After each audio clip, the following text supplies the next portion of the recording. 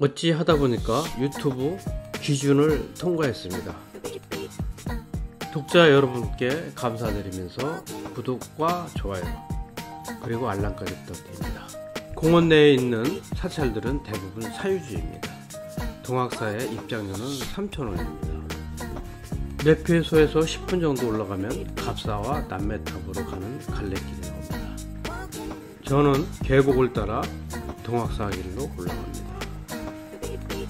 동학사 부도탑들이 보입니다. 일반적으로 동학사처럼 본찰은 사자를 붙이고 부속기관인 작은 절들은 암자를 붙이는데요. 원래 암이라는 것은 마을과 일정하게 떨어진 곳에 나무와 풀을 엮고 만든 임시 움막이었습니다. 암자의 승려가 법력이 높아지면 절로 승격되기도 합니다. 비군이 사찰인 동학사에는 6군데의 비군이 암자가 있는데요. 저는 4군데를 돌아봤습니다. 먼저 문수암으로 올라가 보겠습니다. 동학사에서는 위치적으로 제일 처음 만나는 암자인데요. 언덕으로 100m 정도 올라갑니다. 석가모니께서는 여자들 역시 깨달음에 도달할 수 있는 인간으로서의 한 주체로서 받아들인 반면 대부분의 종교나 이념에서는 여자들을 일정 영역에서 배제시키려고 부단한 노력을 하고 있는 듯합니다. 대부분의 문명 발달의 출발점에는 모신, 즉 여성 숭배가 그 중심에 있었습니다. 육체적, 생리적으로도 남자보다는 여자가 우주의 원리에 더 부합한다고 볼 수가 있습니다. 여자에게는 월경과 출산이라는 남자들은 경험할 수 없는 또 다른 차원의 삶이 있습니다. 이미 다른 행성들과의 교감을 가지고 살아가는 거죠. 여자는 세상을 파동으로 이해합니다.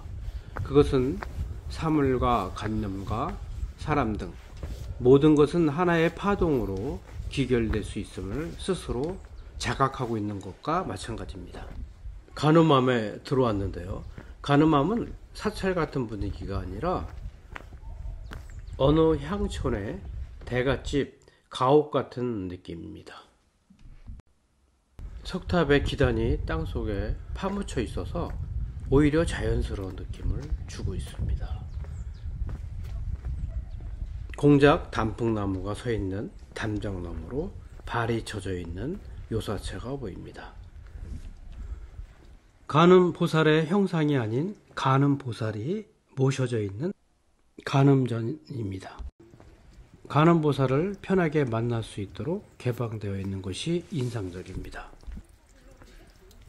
아무튼 그렇기 때문에 여자들은 세워진 것은 무너질 수 있고 무너진 것도 다시 세울 수 있음을 직감적으로 알고 있는 반면 남자들은 세상이 언제나 동일한 방향으로 흘러야 한다는 강박관념에 사로잡혀 있기 때문에 그 두려움에 전쟁을 만들어냈으며 전쟁을 통해서 세상을 통제하려 합니다.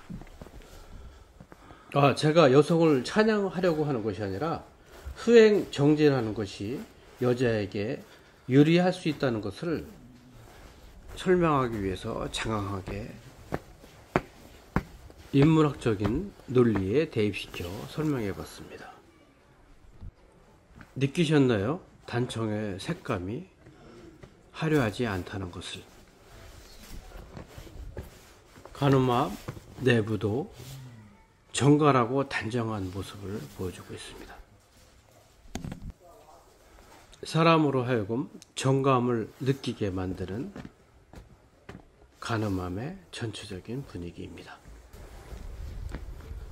동학사의 한 강주님께서 이런 말씀을 하셨습니다. 비구니의 역할과 그 이치를 현재의 사회에서도 부처님 당시에 율로서 제약하거나 규정하려 하는데 그 율의 해석은 큰 오류가 있다. 즉 비근유의 지위를 현대적으로 바라볼 필요가 있다는 얘기입니다. 일반인들에게 오픈되어 있는 공간인 듯합니다. 이런 곳은 안 들어가 볼 수가 없죠. 동학사의 승가대학에는 이런 말씀도 있습니다. 공부를 게을리하면 그 빛을 짊어지게 되고 다음 생에 소가 되어서 그 집에 일을 해주어야 한다.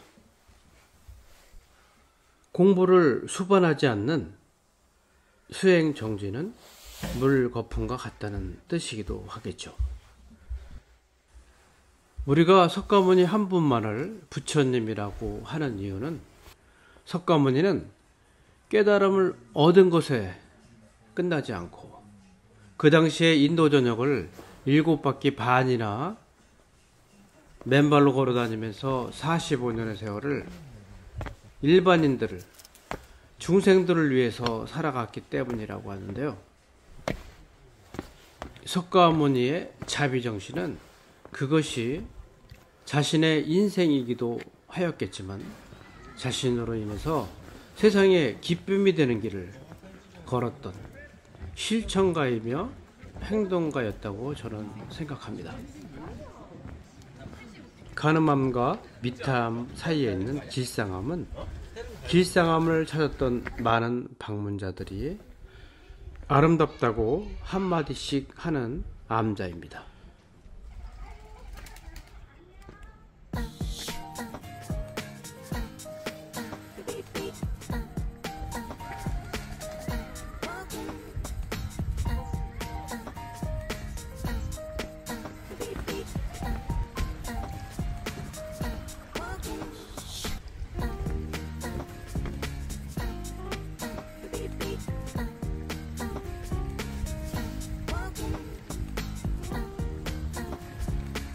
잘 닦여진 계곡길 건너편에는 잔도길로 옛 동화길이 있습니다.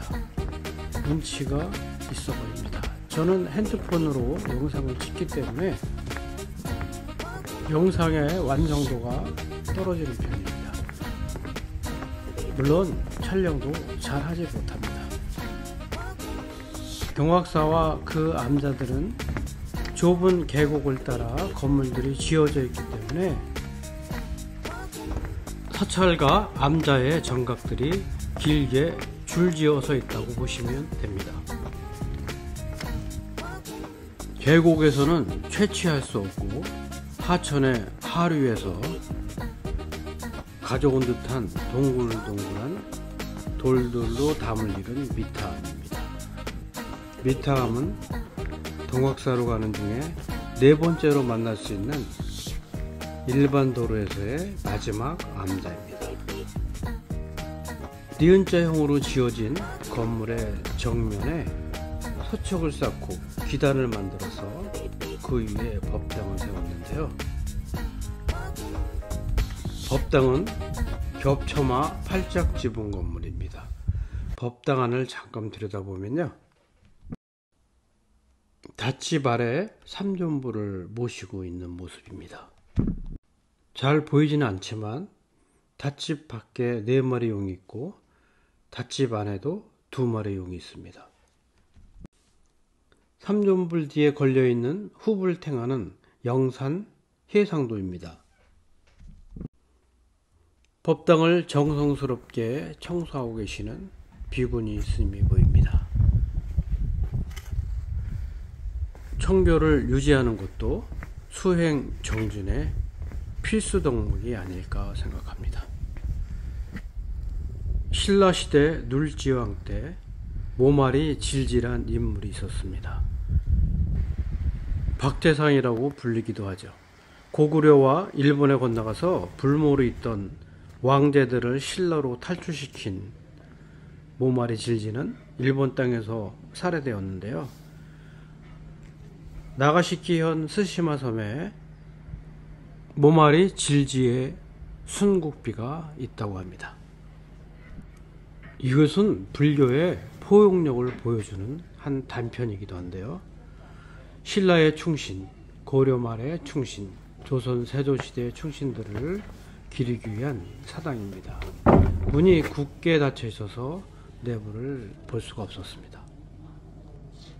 매년 불교인들과 유교인들이 함께 모여서 시대별 충신들의 영혼을 달래주는 제를 지낸다고 합니다. 동학사의 다른 두 암자 귀명함과 상원함은 가보지를 못했습니다. 어린 여자아이의 천진난만한 웃음소리가 귀에 들어옵니다. 자기 내면을 기쁨으로 충만하게 만드는 것이 어쩌면 비군이나 비구 그리고 모든 중생들의 의무라고 생각합니다. 그런데 현실의 종교들은 이 자연적인 원리를 믿고 있는 듯합니다. 대부분의 사찰들은 통제되고 어둡고 지나치게 엄숙한 측면이 있습니다. 저는 동학사와 그리고 동학사의 암자들을 살펴보면서 개인적으로 간음함이 가장 마음에 들었습니다. 혼자 생각할 수 있는 향화정과 개방되어진 간음 정각들이 제 마음을 열리게 하기에 충분했습니다. 종교라는 것은 생의 환희를 이루기 위한 것이라 생각합니다. 진리는 무뚝뚝하고 따분할 수 없으리라 생각합니다. 진리를 공부하고 연구하는 승가대학 동학사에 비구니 학생들의 수행 정진을 기원합니다. 감사합니다.